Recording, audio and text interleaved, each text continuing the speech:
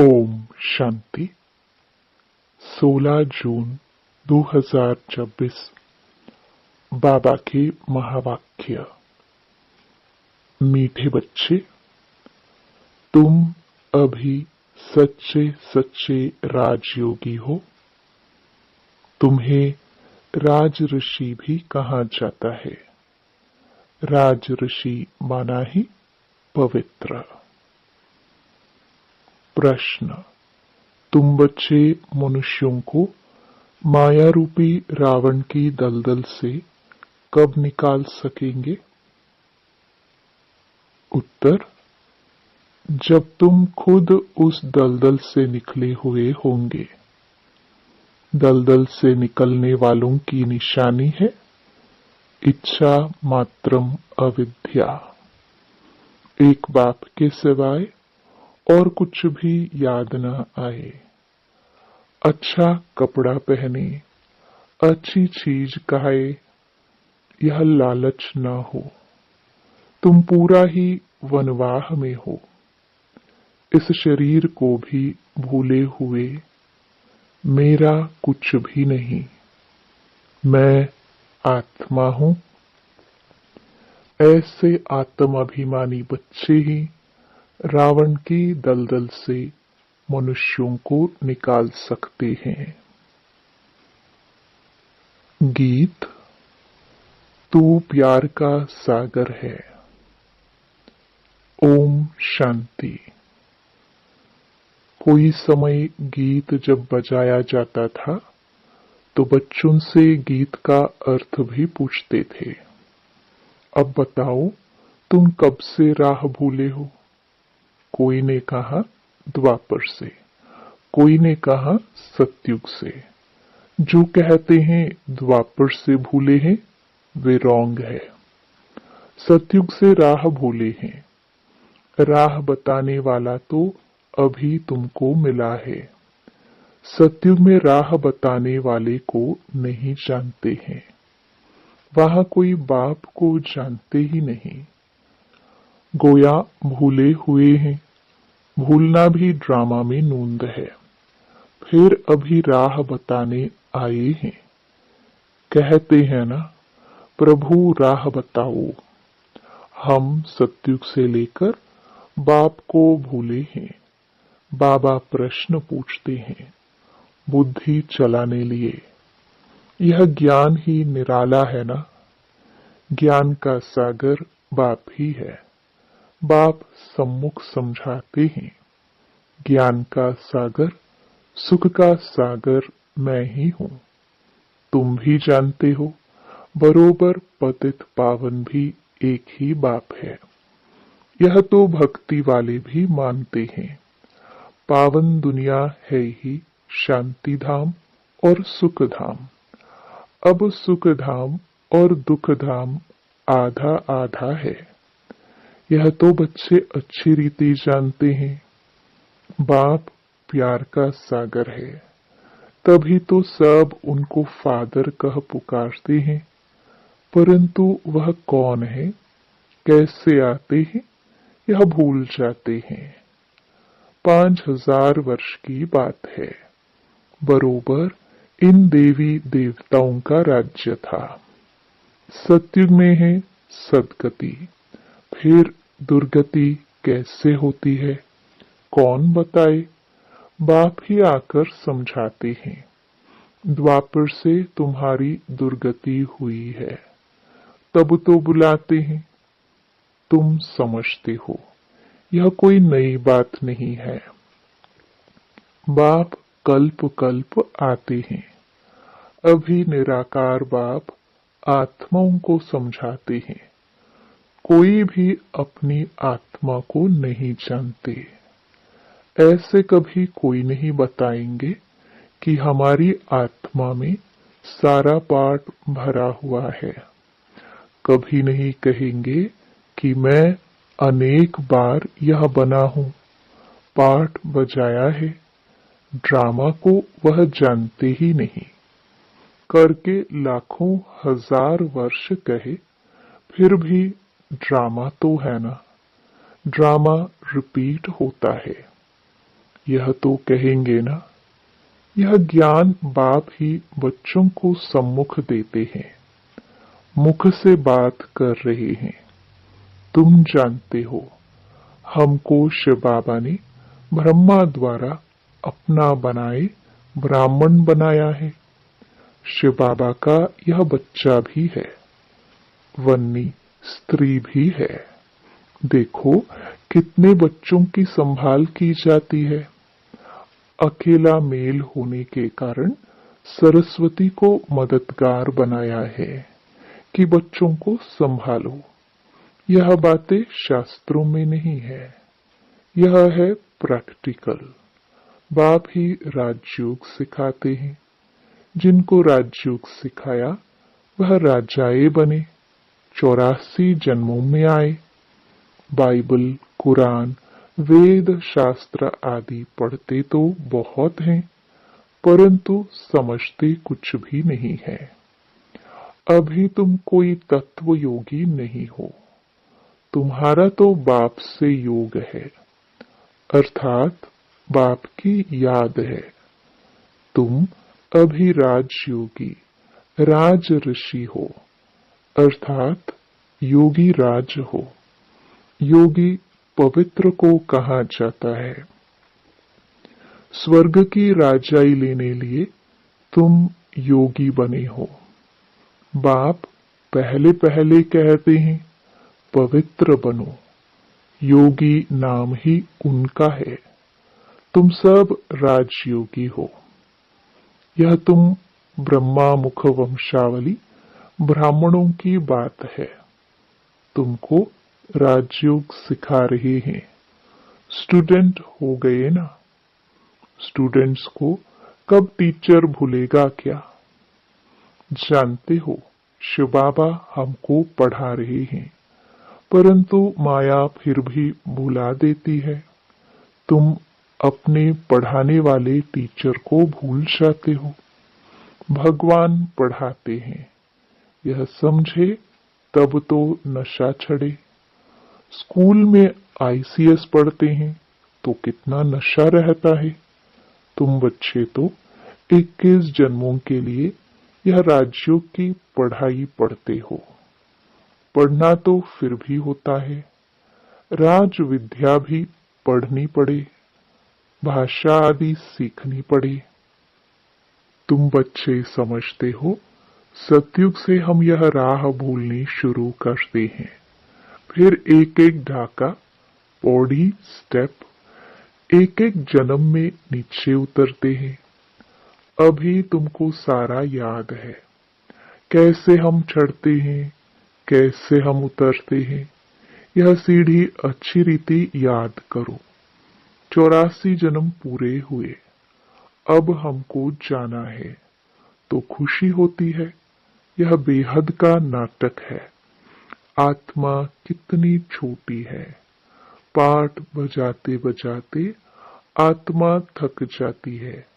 तब कहते हैं, बाबा राह बताओ तो हम विश्राम पाए, सुख शांति पाए। तुम सुखधाम में हो तो तुम्हारे लिए वहां सुख शांति भी है। वहां कोई हंगामा नहीं। आत्मा को शांति है। शांति के 2 स्थान है, शांति धाम और सुख धाम। दुख धाम में अशांति है। यह पढ़ाई है। तुम जानते हो, हमको बाबा सुख धाम वया शांति धाम में ले जा रहे हैं। तुमको कहने की दरकार नहीं। तुम जानते हो, हम यहाँ पाठ बजाने आए हैं, फिर जाना है। यह खुशी है, शांति की खुशी नहीं है। पाठ बजाने में हमको मजा आता है, खुशी होती है। जानते हैं, बाबा को याद करने से विकर्म विनाश होंगे। कोई कहते हैं हमको मन की शांति मिले।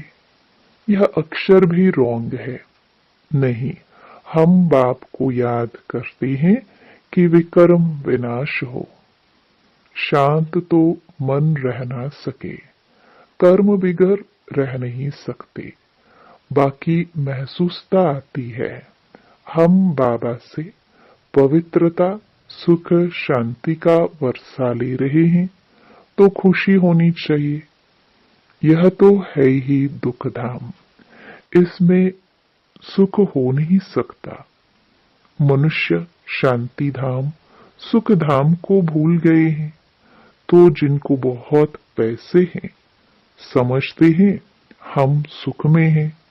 सन्यासी घर बार छोड़ जंगल में जाते हैं, कोई हंगामा तो है नहीं, तो शांत तो हो जाते हैं, परंतु वह हुआ अल्पकाल के लिए। आत्मा का जो शांति स्वधर्म है, उसमें तुम शांति में रहते हो। यहाँ तो प्रवृत्ति में आना ही है, पाठ बजाना ही है। यहाँ आते ही हैं कर्म करने। कर्म में तो आत्मा को जरूर आना ही है। तुम बच्चे समझते हो, यह समझानी बेहद का बाप दे रहे हैं। निराकार भगवान वाच। अब तुम जानते हो, हम आत्मा है। हमारा बाप परम आत्मा है। परम आत्मा माना परमात्मा। उनको यह आत्मा बुलाती है। वह बाप ही सर्व का सद्गति दाता है। अब बाप कहते हैं, बच्चे देही अभिमानी बनो। यही मेहनत है। आधा कल्प से जो खाद पड़ती है, वह इस याद से ही निकलेगी। तुमको सच्चा सोना बनना है। जैसे सच्चे सोने में खाद मिलाए फिर जेवर बनाते हैं। तुम असल में सच्चा सोना थे, फिर तुम्हारे में खाद पड़ती है। अब तुम्हारी बुद्धि में है। हमने पाठ बजाया है। अब हम जाते हैं पियर घर। जैसे विलायत से जब पियर घर लौटते हो तो खुशी होती है। तुम्हें भी खुशी है। तुम जानते हो, बाबा हमारे लिए स्वर्ग लाया है। बेहद के बाप की सौगात है। बेहद की बादशाही अर्थात सद्गति। सन्यासी लोग मुक्ति की सौगात पसंद करते हैं। कोई मरता है तो भी कहते हैं स्वर्गवासी हुआ।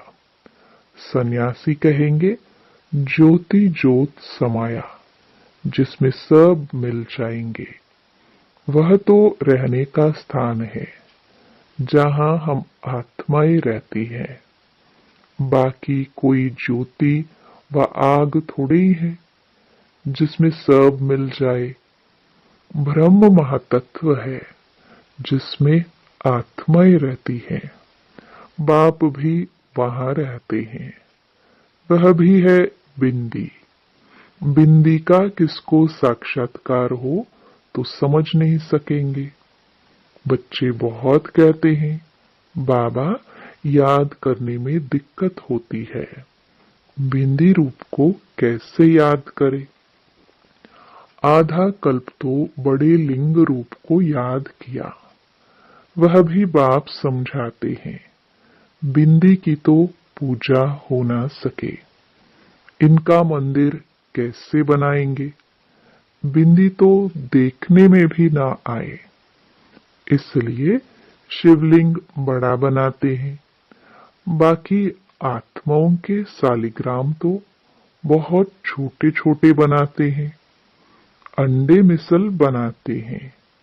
कहेंगे पहले यह क्यों नहीं बताया, परमात्मा बिंदी मिसल है। बाप कहते हैं उस समय यह बताने का पाठ ही नहीं था। अरे तुम आईसीएस शुरू से क्यों नहीं पढ़ते हो? पढ़ाई के भी कायदे हैं ना। कोई ऐसी बात पूछे तो तुम कह सकते हो, अच्छा बाबा से पूछते हैं, वह हमारे से बड़ी टीचर है, उनसे लिखकर पूछते हैं। बाबा को बताना होगा तो बताएंगे, वह तो कहेंगे, आगे चल समझ लेंगे। एक ही टाइम तो नहीं सुनाएंगे। यह सब हैं नई बातें। तुम्हारे वेद शास्त्रों में जो है, बाप बैठ सार बताते हैं। यह भी भक्ति मार्ग की नोंद है। फिर भी तुमको पढ़ने ही होंगे। यह भक्ति मार्ग का पाठ बजाना ही होगा। पतित बनने का भी पाठ बजाना है। कहते हैं भक्ति के दुबन में फंस गए हैं। बाहर से तो खूबसूरती बहुत है, जैसे रुण्य के पानी का मिसाल देते हैं। भक्ति भी सुहानी आकर्षक बहुत है। बाप कहते हैं यह रुण्य का पानी है, मृग तृष्णा समान। इस दुबन में फंस जाते हैं, फिर निकलना ही मुश्किल हो जाता है। एकदम फंस पड़ते हैं, जाते हैं औरों को निकालने, फिर खुद ही फंस पड़ते हैं। ऐसे बहुत फंस पड़े। आश्चर्यवत सुनंती कथंती औरों को निकालवंती, चलते चलते फिर खुद फंस पड़ते हैं। कितने अच्छे अच्छे फर्स्ट क्लास थे, फिर उनको निकलना बड़ा मुश्किल हो जाता है। बाप को भूल जाते हैं तो दुबन से निकालने में कितनी मेहनत लगती है। कितना भी समझाओ बुद्धि में नहीं बैठता। अब तुम समझ सकते हो कि हम माया रूपी रावण की दलदल से कितना निकले हैं। जितना जितना निकलते जाते हैं, उतना उतना खुशी होती है। जो खुद निकला होगा उनके पास शक्ति होगी दूसरे को निकालने की। बाण चलाने वाले कोई तीखे होते हैं, कोई कमजोर होते हैं। भील और अर्जुन का भी मिसाल है ना। अर्जुन साथ रहने वाला था। अर्जुन एक को नहीं, जो बाप के बनकर बाप के साथ रहते हैं, उनको कहा जाता है अर्जुन। साथ में रहने वाले और बाहर में रहने वाले की रेस कराई जाती है। भील अर्थात बाहर रहने वाला तीखा चला गया। दृष्टांत एक का दिया जाता है, बात तो बहुतों की है। तीर भी यह ज्ञान का है। हर एक अपने को समझ सकते हैं। हम कितना बाप को याद करते हैं और कोई की याद तो नहीं आती है। अच्छी चीज पहनने व खाने की लालच तो नहीं रहती। यहाँ अच्छा पहनेंगे तो वहाँ कम हो जाएगा। हमको यहाँ तो वनवाह में रहना है। बाप कहते हैं तुम अपने इस शरीर को भी भूल जाओ। यह तो पुराना तमो प्रधान शरीर है। तुम स्वर्ग के मालिक बनते हो। इच्छा मात्रम अविद्या। बाप कहते हैं तुम यहाँ जेवर आदि भी नहीं पहनो। ऐसे क्यों कहते हैं? इसके भी अनेक कारण हैं। कोई का जेवर गुम हो जाएगा तो कहेंगे वहां बीके को देकर आई है, और फिर चोर चकार भी रास्ते चलते छीन लेते हैं। आजकल माइया भी लूटने वाली बहुत निकली है। फीमेल भी डाका मारती है। दुनिया का हाल देखो क्या है। तुम समझते हो यह दुनिया बिल्कुल वेश्यालय है। हम यहाँ शिवालय में बैठे हैं शिव बाबा के साथ। वह सत्य है, चैतन्य है, आनंद स्वरूप है। आत्मा की ही महिमा है। आत्मा ही कहती है, मैं प्रेसिडेंट बना हूं, मैं फलाना हूं। और तुम्हारी आत्मा कहती है, हम ब्राह्मण हैं, बाबा से वर्षा ले रहे हैं। आत्म अभिमानी में रहना है, इसमें ही मेहनत है। यह मेरा फलाना है, यह मेरा है, यह याद रहता है। हम आत्मा भाई भाई है, यह भूल जाते हैं। यहाँ मेरा मेरा छोड़ना पड़ता है। मैं आत्मा हूं, इनकी आत्मा भी जानती है। बाप समझा रहे हैं, मैं भी सुनता रहता हूं। पहले मैं सुनता हूं, भल मैं भी सुना सकता हूं, परंतु बच्चों के कल्याण अर्थ कहता हूं। तुम सदा समझो कि शिव बाबा समझाते हैं। विचार सागर मंथन करना बच्चों का काम है। जैसे तुम करते हो वैसे मैं भी करता हूं, नहीं तो पहले नंबर में कैसे जाएंगे। लेकिन अपने को गुप्त रखते हैं। अच्छा, मीठे मीठे सिखिलदे बच्चों प्रति माता पिता बाप दादा का याद प्यार और गुड मॉर्निंग। रूहानी बाप के रूहानी बच्चों को नमस्ते। धारणा के लिए मुख्य सार। पहला, मेरा मेरा सब छोड़ अपने को आत्मा समझना है। आत्म अभिमानी रहने की मेहनत करनी है। यहाँ बिल्कुल वनवाह में रहना है। कोई भी पहनने खाने की इच्छा से इच्छा मात्रम अविद्या बनना है। दूसरा, पाठ बजाते हुए कर्म करते अपने शांति स्वधर्म में स्थित रहना है। शांति धाम और सुखधाम को याद करना है। इस दुखधाम को भूल जाना है। वरदान, रूहाब और रहम के गुण द्वारा विश्व नवनिर्माण करने वाले विश्व कल्याणकारी भव। विश्व कल्याणकारी बनने के लिए मुख्य दो धारणाएं आवश्यक है। एक ईश्वरीय रूहाब और दूसरा रहम। अगर रूहाब और रहम दोनों साथ साथ और समान है तो रूहानियत की स्टेज बन जाती है। तो जब भी कोई कर्तव्य करते हो व मुख से शब्द वर्णन करते हो तो चेक करो कि रहम और रूहाब दोनों समान रूप में है। शक्तियों के चित्रों में इन दोनों गुणों की समानता दिखाते हैं।